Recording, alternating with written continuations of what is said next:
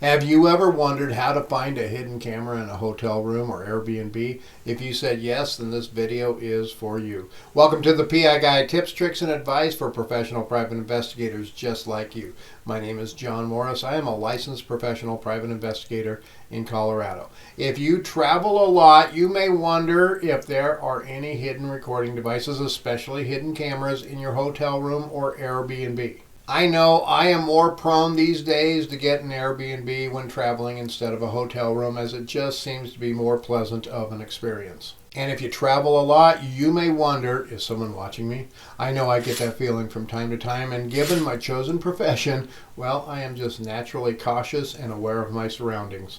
So I have gotten into a routine when I travel that helps me ensure that I am as protected as I can be. Now, I do have a lot of the latest and greatest bug sweeping equipment, but dragging all of this into a hotel room or Airbnb may be a bit too much. Also, I don't think my wife would want me to start our vacation, a weekend getaway, or any trip for that matter, with a 2-hour bug sweep and data analysis. I also know, as a general rule, I am probably safe from prying eyes over 99% of the time, but then there's always that 1%. So I take these steps to help protect myself from hidden cameras and other hidden recording devices. The first thing I do when I enter a hotel room, Airbnb, or any room I'm entering for meetings or other places I go is to slow down, look around, and take an inventory of everything that I see. Now, don't sit and write down notes and take actual physical inventory. Rather, make mental notes of what you see. The best way to do this is to use the divide and conquer method.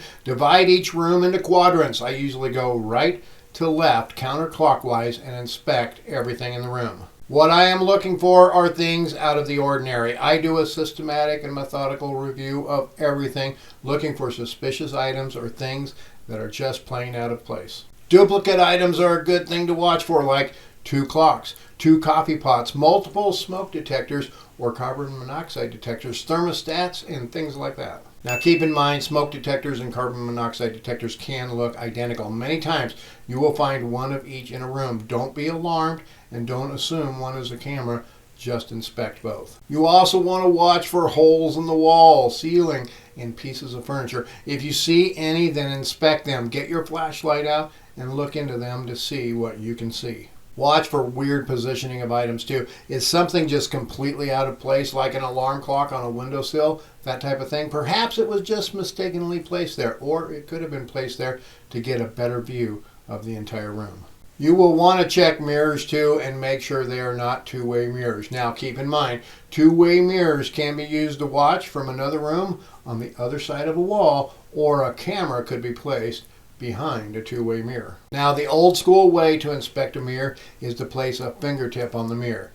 When you do this with most mirrors, you will see a gap between your fingertip and the reflection of your fingertip. However, with a two-way mirror, the fingertips will appear to touch. But keep this in mind, many mirrors today are made with a thin metal backing. These mirrors are manufactured this way to help ensure the mirror will not shatter if broken, which will reduce liability in case of accidents.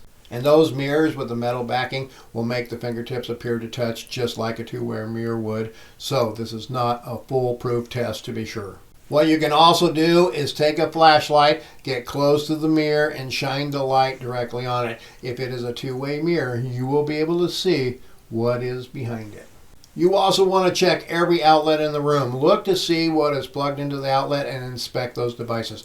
Every hidden camera, recording device, or bug needs some level of power to operate it, and the most common bugs just plug into an electric outlet. Look at everything electronic or plugged in and check for anything suspicious about it. If there is a camera built into it, you will most likely be able to see that camera. Remember also, in order for the camera to record you, the camera must be able to see you. And if the camera can see you, well, then you can see the camera. Hidden cameras can have very small cameras built in, but they are still visible. In this image, you see a hidden camera built into a USB charger. This device actually does work as a USB charger, and once it is plugged into an outlet, it is powered and able to record all of the time. But can you see the camera right there? Even as small as it is, you can see the little hole there where the camera is. Now, if you look at a regular USB charger, it is not going to have that little hole because there is no reason for it. You could also get a device like this, the Spy Finder, to help identify these little hidden cameras. With this device, you can look through one side and hold the button while it flashes the red infrared lights on the other side, and any camera lenses will flash with a metallic flash to it. I will leave a link below if you would like to get more information on the Spy Finder Pro. Now, this is an affiliate link. I do make a wee bit of commission if you purchase this. Also, there are cheaper models, but then you do get what you pay for, folks. I have had this one for years. The battery lasts a very long time, and when I have compared it to cheaper ones, the Spy Finder is just plain way more superior. Generally speaking, you need to be within about 30 degrees of a direct line of sight to the camera with this. With the cheap models, you have to be almost directly looking at it. I have also been able to identify a camera lens at much greater distances, like 15 or more feet away with this, where the cheap models you have to be within inches usually. Make sure you also inspect all of the vents when you're doing your inspection. You can use a flashlight to see inside them. Remember, if the camera can see you, then you can see the camera. So if it's stuck way back in a vent, well, it probably cannot record you. I also have several inspection cameras like this digital endoscope camera. This has a very long and skinny camera snake that attaches to it, so I can stick it way back into vents to see what is in there. I will leave a link to one like this below for your viewing pleasure. Here are the most important things to remember about finding hidden cameras in hotel rooms and Airbnbs.